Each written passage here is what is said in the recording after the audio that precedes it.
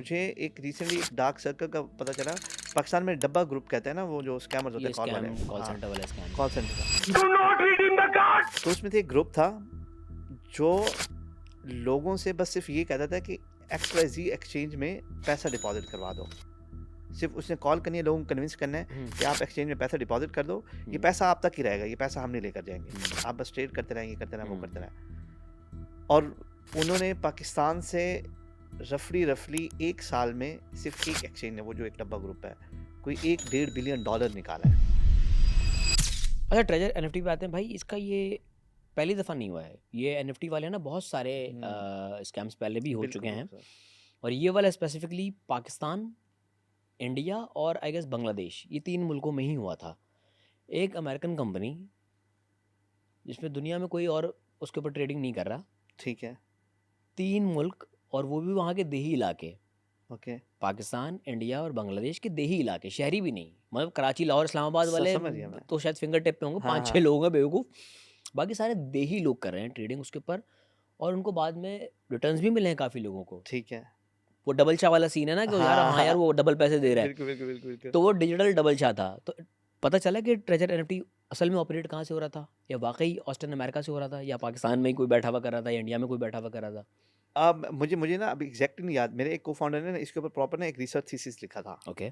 अब मुझे उसकी फाइंडिंग्स याद नहीं है, बहरहाल कुछ ना कुछ इन्फॉर्मेशन तो इसके ऊपर ना क्रैक की गई थी। इवन के उड़ती हुई खबर ये भी थी कि वो जो ट्रेजर एनएफटी वाला है, पाकिस्तान के किसी जो प्राइवेट लेंडर्स है ना, मतलब डार्क पूल्स वगैरह, उन लोगों को अब कन्विंस कर रहा है एक और एक्सचेंज बनाने के लिए पाकिस्तान में, ओके। और उनसे कोई तकरीबन 1-2 अरब डॉलर, सॉरी डॉलर्स कह रहा हूँ, 1-2 अरब रुपए एज ए फाइनेंसिंग के तौर पे लेना चाह रहा है। ये इतना ज़्यादा पैसा लगता है इन चीज़ों में? शुरू में तो you have to bleed the money ना, कि लोगों का एक ट्रस्ट है, ओके, इन्वेस्टमेंट मनी है वो। इन्वेस्टमेंट। वो जैसे आपने बात की ना, वो जो कॉइन मिंट करके भाग गई थी, हम्म। तो आप शुरू में ना वॉल्यूम्स क्रिएट करते हैं फेक किस्म से, जब लोगों का हम्म। ट्रस्ट बनता है तो आप डंप करते हो चले जाते हैं। और बाय द वे, ये वॉल्यूम, फेक वॉल्यूम क्रिएट करने वाले, जैसे वो मेरे ख्याल में ये जो इन्फ्लुएंसर्स टाइप लोग हैं उनको आइडिया होगा कि वो माइनिंग वगैरह होती है कि आप लाइक्स वगैरह खरीद लेते हो, ये वो कर लेते हो, ओके। मुझे एग्जैक्टली नहीं पता, लेकिन वो मेरे ख्याल में व्यू फार्मिंग होती है कि आपकी ओके। वीडियोस के ऊपर ना व्यूज बहुत ज्यादा आ जाएंगे। हाँ, ये जो चाइना 1000 मोबाइल फार्म्स हैं यार, वो एग्जैक्टली, इन्होंने दीवारों पे पता नहीं कितने हज़ार बिल्कुल फ़ोन बिल्कुल सर, लगाए वही हुए हैं, वही वो वही। एट अ टाइम एक ही वीडियो उन सब पे चल रही होती है। हाँ हाँ हाँ, बॉट्स होते हैं एक्चुअली वो। एग्जैक्टली। तो सेम बॉट्स एग्जिस्ट करते हैं इसके ऊपर वॉश ट्रेडिंग में, और हमने 1-2 फर्म्स को इवन के पिन भी किया है, जो लोग ये सर्विसेज देने के लिए हमारे पास ही है ओके। कि अगर आपको कोई वॉश ट्रेडिंग करवानी है तो we are offering our services. तो फिर हमने उनके पीछे की कहानी पकड़ना शुरू की, और वी पिन डाउन। और फिर हमारे पास एक वेबसाइट है जिसके ऊपर ना हम फिशिंग अटैक्स, जो फिशिंग वेबसाइट्स है ना, उसका डेटाबेस क्रिएट करते रहते हैं। ठीक है। तो फिर हमने वहाँ पे पब्लिश कर दिया कि अगर यहाँ से कोई लोग आपको रीच आउट करें तो आप इनसे दूर रहिए। तो होता ये है, सेकेंडरी मार्केट में जब भी कोई कॉइन बनता है या जैसे भी है, तो उसके ऊपर ट्रस्ट क्रिएट करने के लिए फेक वॉल्यूम्स लाए जाते हैं। ठीक है। फेक वॉल्यूम्स लाने के लिए आप डिफरेंट बॉट्स डिप्लॉय करते हैं। अब प्रॉब्लम तो एक और भी है, क्योंकि सेंट्रलाइज्ड एक्सचेंजेस है ना, और सेंट्रलाइज्ड एक्सचेंजेस में कंपटीशन है, ठीक है। जबकि इनके ऊपर रेगुलेटरी रिक्वायरमेंट ये है कि ये जो भी बंदा कॉइन लिस्ट करने के लिए आ रहा है ना, उनसे उसका केवाईसी, कि तुम्हारा प्रोजेक्ट करता है क्या, okay. Proper due diligence, okay. और तकरीबन मेरे ख्याल में $1 मिलियन वर्थ ऑफ कलेट्रल रखवाते हैं, ओके। ताकि अगर कल को ये बैंक हो जाए तो वो $1 मिलियन से लोगों को प्रोटेक्ट कर लिया जाए। ओके।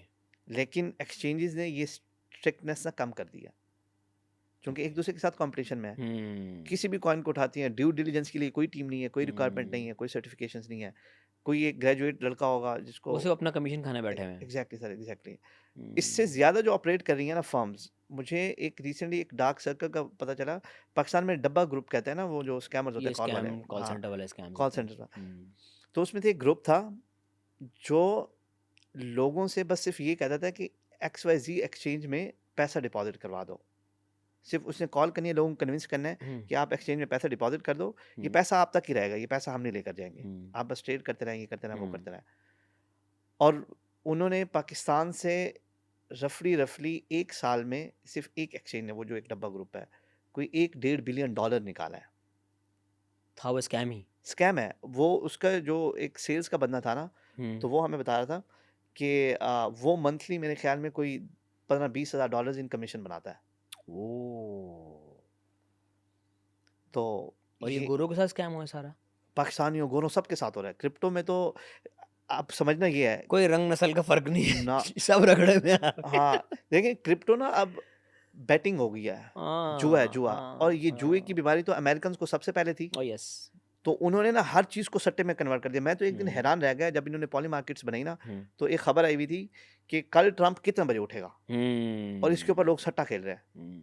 इतना नॉनसेंस खेल रहे हैं। अब वो जाहिर सी बात है वो तो साहब ये गोल्ड मार्केट हो गई, सिल्वर मार्केट हो गई या क्रिप्टो हो गई, आपको पूरा फॉरेक्स हो गया, हाँ वो सट्टा ही है अब, मेजोरिटी ये सट्टा। एग्जैक्टली इसके उधर तो फिर चलो कुछ ना कुछ हम्म। रेगुलेशंस आ जाती हैं, हम्म। गवर्नमेंट रेगुलेट कर लेती है, हम्म। आपके पास थोड़ा बहुत कुछ हम्म। सेफ्टी है।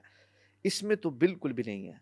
इसमें 2 मतलब 5-6 साल का बच्चा, सॉरी ये तो ज्यादा ही हो गया, हाइपोथेटिकल हो गया बहुत ज्यादा। 15-20 साल का बच्चा जो बस समझ रहा है चीजों को, हाँ। वो उठेगा और अपनी एक कोई सी कम्युनिटी क्रिएट करेगा, कॉइन लॉन्च करेगा, पैसा बनाएगा और भाग